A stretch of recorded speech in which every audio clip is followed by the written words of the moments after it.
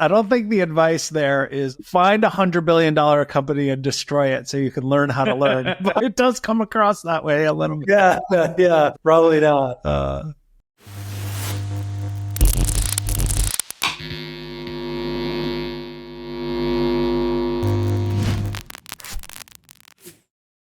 I'd love to welcome Kipp to the Unsolicited Feedback podcast. I'm back here with my co-host for the week, Joff Redfern, who has been with us for a couple of episodes here, and we're excited to have a conversation with you today, Kipp. Thanks for having me, Fareed and Joff. Nice to hang out with you guys. It's a little break from doing marketing. Talk about marketing. It's fantastic. Yeah. Awesome. I hear you're just back from South by Southwest a couple of weeks ago, and AI was a hot topic there. And you referred in some of our pre-conversations to it. There being some spicy takes about AI going around the back channels at South by. I'd love to hear what you're... Yeah, I'll give you the background. So I'm CMO of HubSpot. I co-host this podcast, Marketing Against the Grain, with Kieran, who's CMO over at Zapier. And we talk a lot about AI. We get some really positive YouTube comments. Then I'm doing this session with Cameron, who's the Chief Product Officer over at Canva. And they're early adopters, and it was all about AI and creativity. And so I am a capital O optimist in life and in AI.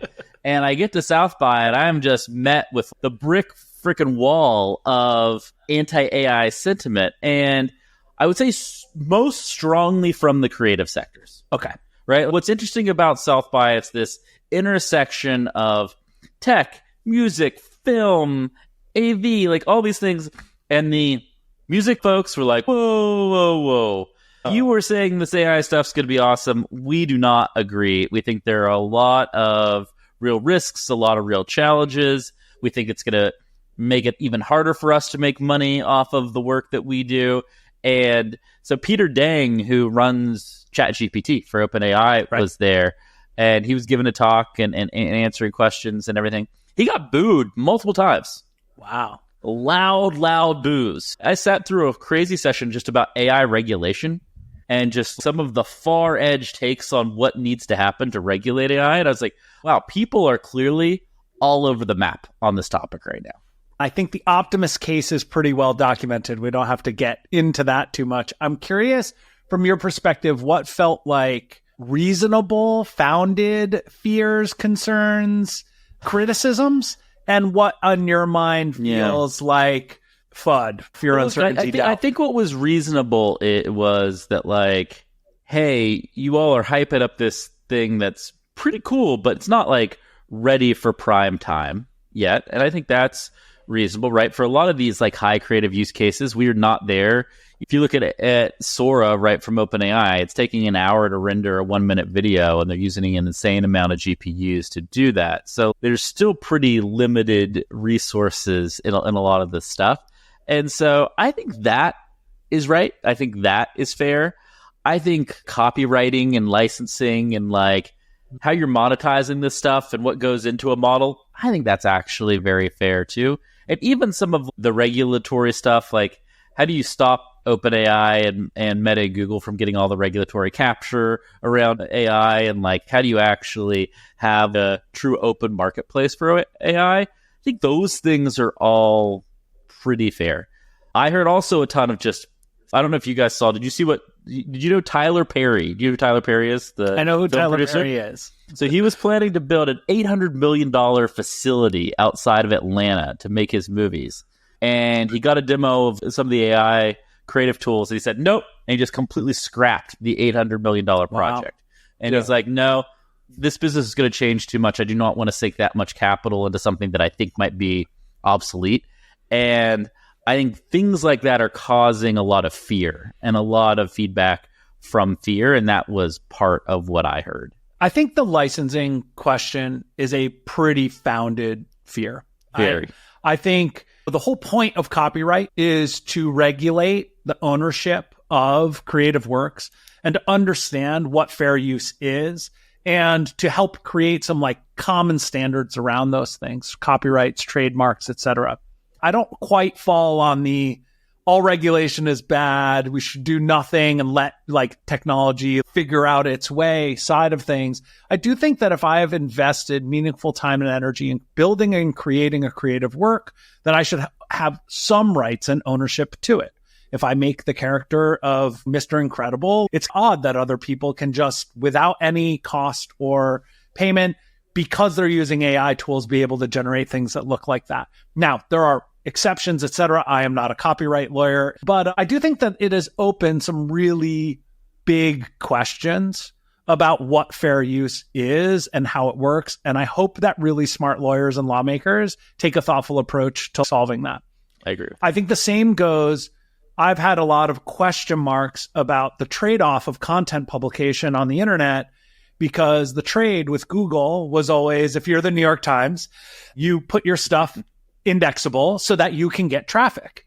But in a world where LLMs are ingesting all this stuff, there is no trade, right? What is the trade? The trade is a derivative piece of work that in no way references or links back to me, and I just straight lose. So why would I put things outside of walled gardens if my content can just be like ingested? Now, Reddit is signing deals to solve that problem, but I don't think that's the scalable solution. As a systems person, I wish there was something like that implicit incentive alignment that Google has there. So I think that's a really meaningful one. And if I'm a writer, I'm scared of it. I think there's two things, right? There's the incentive side of it, and then there's the mechanism of ease to do it. Like even with copyright, it's still all one-off licensing deals for the most part, right?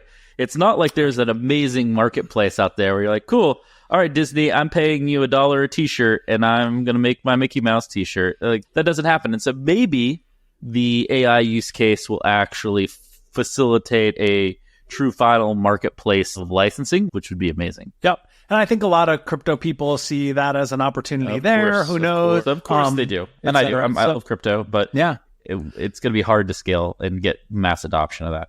So that's the one side that resonates with me as a concern. The side that like AI generated stuff is going to destroy jobs, that all looks like a lot of the arguments that people had against. I worked in computer graphics early in my career. It was my first job out of college was at Pixar, and I worked later in the stage, more like Finding Nemo and beyond, golden age of Pixar, they call it. But like a lot of what I heard from people about what it was like in 1995, 94, 93 was computer graphics is going to destroy animation. It's going to kill all these jobs. It's like taking the artistry out of it. It is not real or it's like not real animation. And honestly, what we saw instead was whole new sets of jobs, lots and lots of new work. The level of creativity exploded, and actually the market grew substantively. And the reason it grew is because you could do more with less. Right? And now the result wasn't that people did less with it. They didn't make the same thing. They made something twice as good. I just watched Lord of the Rings, which at the time was like the most amazing visual effects film of all time. And it looks dated in today's model. So what we do when rendering times go down, when tools get better, isn't make the same thing for less money and fire everybody. It's make crazier shit. And I think that will be true. Humans have an endless capacity to consume. And for quality and for excitement and entertainment. And I just don't see this being suddenly the thing that makes that happen. I agree with that. We got to go to LinkedIn Games. This is you and Kipp. Go for it. All right. I'm gonna just talk about this one for a second. I'll set it up. So TechCrunch has an article, but that's actually based on the work of a person who's very good at finding code inside of public products called, I think his name is Nima Auji. And he broke a tweet on March 16th that was that LinkedIn is working on in-app games. There are going to be a few different games, and the companies will be ranked in the games based on the scores of their employees. And this looks to be a variety of different mini game type things, some clues, some puzzle games, etc. The best I can describe it from the screenshots I've seen is they look a lot like the New York Times set of daily games. And then TechCrunch reported it, and I'm actually curious. Let me just ask your raw opinions on this announcement. So LinkedIn confirmed it when TechCrunch asked them about it. They said these screenshots aren't exactly up to date, but this is a real thing we're working on. We're not ready to announce when it's going to be launched. So this is not a rumor. This is a confirmed rumor. So I'm curious your reactions to this. Kipp, I know you have some. I just don't think it's necessary. Yeah. It's not that it's bad. Normally when something is really good, you can draw the line back and be like, oh, this company is obsessed with getting this right, and this is a part of getting this macro thing right.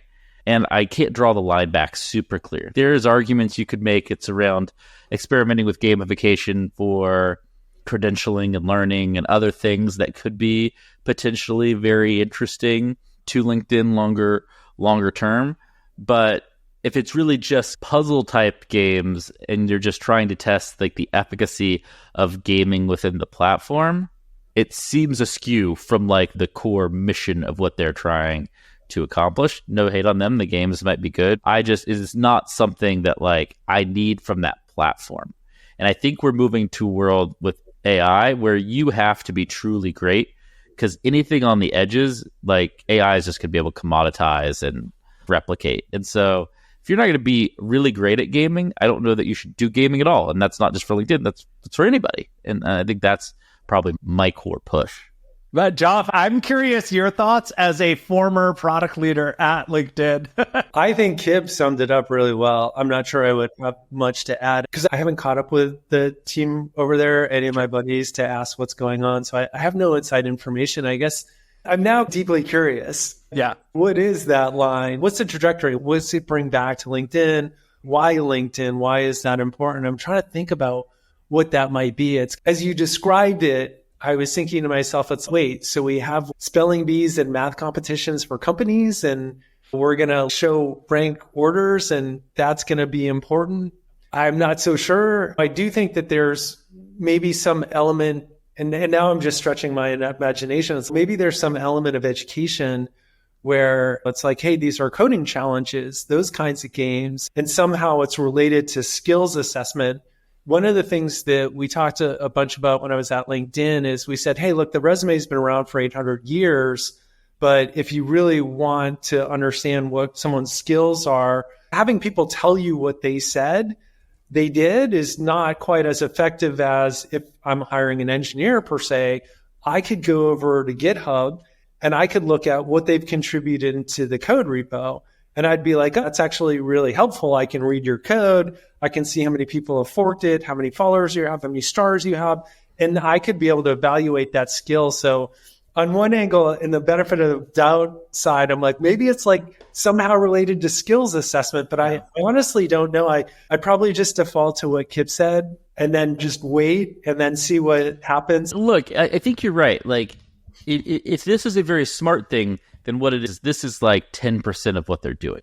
Yeah. And so this little part of it got leaked. It's part of a bigger thing. And it's a whole ladder up on skills. And these early games are just engagement tools to get people started that skill verification ladder. And then they're working with companies on the kind of performance and verifiable data and everything to actually do true skill verification, which would be amazing. That's the holy grail that nobody has pulled off. If you were just going to assess it as what we know at this very moment, you would say it feels very askew. Totally fair. I'm going to give you guys one more where it could be like float into the genius bucket would be so I saw this, there was a cyber company that came through, cybersecurity company, and they had created a game. And what they noticed is that a lot of the security flaws that we see, loopholes, are when people social engineer someone else. So they created a game which is you're trying to social engineer your way into a company, and there's 8 or 9 levels. And they're literally like tens of thousands of people who go to try to get through the different level, because you're essentially talking to Sally or Bob, and you're asking that person questions in order to get information from them. And then if you pop it out, you go up a level. So what's going on behind the scenes is that is actually helping them build this corpus of how social engineering attacks happen against a company. Or another really good example would be something like reCAPTCHA, where I go and I'm like, hey, I have to answer, or I have to type in the letters in order to show that I'm a human being. At some point, they partnered with Google, or maybe Google bought them, and Google was using that to translate books. So they were taking old books where the text wasn't particularly like visible, and they're saying, what is this text? And then they would send it out to users and it would help do translations. So one could also imagine that like that security company or reCAPTCHA, that the information that's being input into this system is actually in purpose of serving, like it's a game, but it's in purpose of serving some higher order good. And that would be, again, the far-fetched version where you'd be like, that's super cool. The LinkedIn people are geniuses. Yeah. But we don't know. Yeah. So I love that because I hate when everybody has just the like, this is bad take for a, look, good it's either really bad or really brilliant. We just don't know yet. So I have some like, I'll give a cynical take. One of the things I'm impressed with LinkedIn is that they have continued to be able to do a really good job of driving engagement on the platform, even over the course of over a decade. And they have done this with a repeated set of reinventions with the feed, with more long form content, with the collaborative articles, AI stuff that they've created recently. They're very good at building engagement growth loops. This feels a little like someone's really good idea to drive daily engagement. How do I grow DAUs? Yeah. And it's Wordle is popular and the people who play Wordle play it at work. So let's put Wordle on the work platform on LinkedIn and have it there. My concern about this is you don't make leaderboards people don't want to be on. Those are bad leaderboards. So the joke is you never want a leaderboard of who sent the most messages in the cats channel or the food channel in Slack. Like that's a terrible leaderboard because nobody wants to win that leaderboard. It looks like you are not doing your job, right? Nobody wants the leaderboard of which company plays the most games at work. It's like taking an idea from another place and putting it here, and all of a sudden the whole tone of it changes. Like Salesforce does not want to be number one on the leaderboard of mini games played on LinkedIn. They explicitly don't want to. They want to be at the top of the Glassdoor leaderboard, right? Of best place to work. I know HubSpot cares about their Glassdoor reviews, and that kind of thing is always ranked as a high place to work. That's a good leaderboard. But there are some leaderboards that actually drive down engagement, and that's the first thing that came to mind with this person who's built games. That was a good take. I approve that take. Sad leaderboards. Yeah, and just like the engagement thing feels, I hope that it's one of these genius things.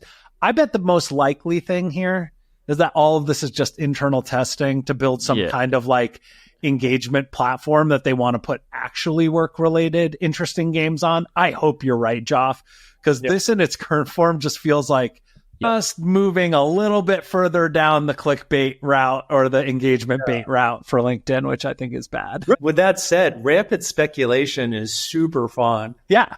Look, when it's not about your company, it's great. Exactly. Man, thank God this isn't HubSpot. We're chatting. So they're doing games. And I think what's interesting about LinkedIn, like I said, is that it's been like, it honestly keeps growing and keeps being more important in my life, which is surprising for a social network. While Facebook's importance has gone like this, LinkedIn's importance has gone like this. And I think some of the changes at Twitter, et cetera, have accelerated that. And you see a lot more people posting. It's pretty important to this podcast, right? As a channel, personal brand, to Reforge, et cetera, to a bunch of things that we're doing. I know you probably feel the same way, Kipp, with your podcast and HubSpot and other things like that. Companies, when they, especially these mega growers, hit the edges of their TAM, like everybody already uses Facebook, right? I suspect that's true for the US professional market. Okay, if it's not gaming, like what are the right rocks or bets for LinkedIn to be going towards that aren't just driving higher engagement and revenue from the existing customer base, or maybe not just higher engagement from the customer base, but to unlock new things? What would you do with this asset? I think Jeff told us earlier. I think it's skill verification, and it would have been getting the Linda deal right and getting skill verification. Like education plus skill verification is the big opportunity there. And I spent 7 years of my life thinking about that question. Yeah. For me, I always would come back to what is the vision of LinkedIn? And the vision statement is to bring economic opportunity to every member of the global workforce. So you'd have to start with that. And I would say that LinkedIn has surpassed, I think, 1 billion users, but the global work population is still, it's in excess of 3 billion. And let's take China out of it because it's really inaccessible. Like it's not, the government's made it hard for anyone to get into that country, even though LinkedIn, I think, has done an admirable job. So then you're like, okay, I'm like I still have this huge TAM of people that are unserved. And those people, by and large, are middle skill workers and physical workers. So I would be thinking about, what can I do for them? One of the observations that I've made in my own network as I've seen it grown over time is that more and more the middle skill worker, so people who are not necessarily a knowledge worker, they might be working in retail or the trades, people like, they're starting to come in because they're serving their customers are knowledge workers, and they're like, oh, my customer's on there, I need to reach them, and they're coming in. So I would say that middle skill, certainly I would be going after that really hard and thinking about what are programs, what are ways in which I can engage them. On the physical skill workers, I think that's probably a different product. So that would be my thesis. Yeah. Like at some point you can't and I've always admired HubSpot's discipline in this. Like they picked the market that they wanted to enter into and to serve. And so many people are like, no, you can expand your TAM and you can go this way and that way. And they were so disciplined. So I think LinkedIn would comfortably probably hit the middle skill market. And then I would probably create something for physical workers. But given that's the vision statement, I would keep on grinding on it until you really were doing that for everybody in the world. I think that's right. But again, I don't think about that stuff anymore because I did. No, you had the benefit of thinking about it for a long time and now having a fresh perspective, and you just gave us the ultimate take on it. Yeah. And we should just be happy with that. I would agree with you on that piece. There are a bunch of different companies looking at the LinkedIn for the non-knowledge worker space. Many of them are hiring platforms or otherwise SaaS for SMB type businesses that have to hire people. Workstream. I think another one's called JobGet. There's a company a friend of mine is the CEO of called Seasoned. They also have marketplaces for, let's say, restaurant work or other types of work. They tend to do some SaaS stuff or hiring platforms, et cetera.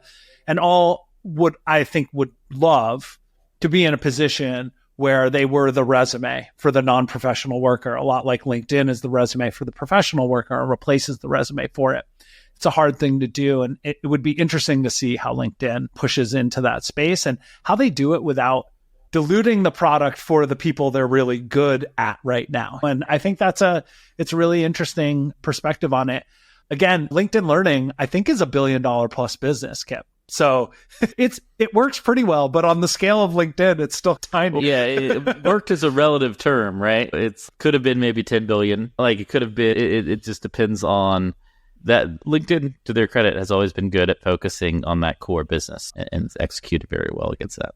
And Joff, I love that you started with the mission statement. This is a man that worked for Jeff Weiner for a long time and knows that you always start at the top with the clear message. I love mission values, baby. If any of our listeners have not read Jeff Weiner's Vision and Values, you must go out there.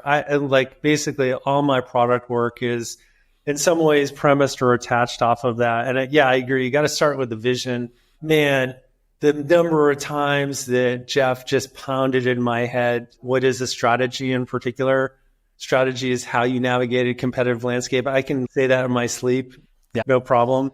But that is a great framework. And it's to the credit. One of the things that I think really benefited LinkedIn is that in the early days, LinkedIn got a bunch of people that were from Yahoo. So Jeff obviously came from Yahoo as an EVP over there. Ryan Roslansky is the CEO. He came from Yahoo. I came from Yahoo. A whole bunch of us worked underneath Jeff over at Yahoo. And the reason why it was a blessing is we failed hard. We basically, when we were at Yahoo, we saw Yahoo go from a market cap of, let's say, 104 million to maybe 4 billion to maybe 4 billion when it was acquired by Verizon. So you literally destroyed $100 billion in shareholder value, and you're culpable. I was a vice president. He's an EVP. You can't say as the people at the top were fucked up and they didn't really understand the strategy and stuff. You have to take ownership. That was me. Yeah, exactly. So when you go to the next spot, you're like, we're not going to do that again. And you recognize that a lot of the flaw that happened was that we were not crisp on what is the strategy? What was the next wave we were trying to ride? We rode the internet and the portal wave brilliantly, and then we didn't have Act 2 or Act 3 or Act 4. And while we had ideas, we tried to buy Google, we tried to buy Facebook. We knew that those waves were coming. We didn't really consummate or attack them in a way that was necessary. So when Jeff came over to LinkedIn, I think vision and values really stems from like that vision and value stuff from Jeff probably cost $100 billion in shareholder value to create it because it was so important. But to Jeff's credit, like I remember him at Yahoo trying to use these frameworks to push to say, we have to be clear around, are we a technology company or a media company? And yeah, so if you haven't seen Vision to Values, it's this very simplified way to get your company clear, super clear on one page. What is your purpose? Why are you doing this? How are we strategically going to attack it? How will we measure success? And what are our stacked rank priorities? And what are the top 10? And draw a line and go. Yeah. So for anybody who says you learn more from success than failure, or you can't learn from failure, LinkedIn is an awesome example of the opposite. I think that's great. All right. So LinkedIn games, we don't know. Maybe they've lost their way, maybe not, but it'll be certainly fun to see what happens with it. I'm glad we came across this one. This is like the perfect unsolicited feedback conversation. Back to Kipp's point, as long as it's not about buying company. Yeah. I'll tell you, if you guys want to talk about this for another hour, let's go. Yeah. Yeah. The thing I worry about is I don't think the advice there is find $100 billion company and destroy it so you can learn how to learn. But it does come across that way a little bit. Yeah, probably not.